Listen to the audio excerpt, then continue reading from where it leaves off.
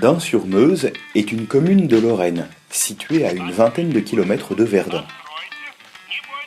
L'année 2015 marque la 5e année du chantier sur les remparts de la Porte aux Chevaux.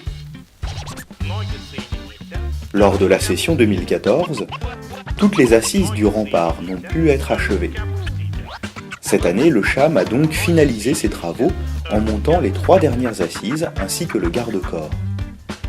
Les pierres ont été récupérées sur le site. Certaines ont été débitées à la disqueuse puis travaillées en surface à la boucharde. Pour finaliser cette partie du rempart, un léger piquetage a été effectué sur l'ensemble des joints. Cette zone a été par la suite nettoyée à l'eau puis rejointoyée. Enfin, un léger brossage a été effectué à l'aide de brosses douces afin de garder un aspect uniforme sur le pan du rempart restauré. En parallèle, une opération de restauration urgente a été effectuée sur l'angle de la tour carrée qui menaçait l'intégrité structurelle de l'appareillage.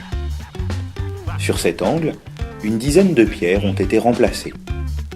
Une refouille a donc été faite suivie d'une dépose des pierres les plus abîmées. Un étaiement préventif a été mis en place.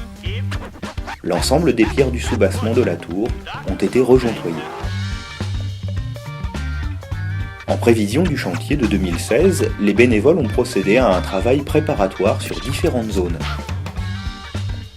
Un débroussaillage sur toute la continuité du rempart ainsi que ses abords a été effectué. Un léger terrassement pour préparer la pose d'un échafaudage a également été réalisé. Enfin, ces travaux se sont achevés par la pose de bastings en aval de la courtine de manière à retenir la terre dégagée. 8 bénévoles ont participé à ce chantier. Celui-ci était encadré par Benjamin Gradevol, administrateur bénévole, et René Piot, retraité. 2 animateurs bénévoles et un service civique renforçaient cette équipe. La mairie a mis l'ancienne école primaire à disposition du groupe.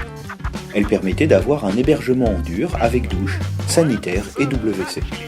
Durant cette période, les bénévoles ont pu participer les week-ends et selon la météo, à des activités d'extérieur telles que des après-midi acrobranches et des parcours de canoë.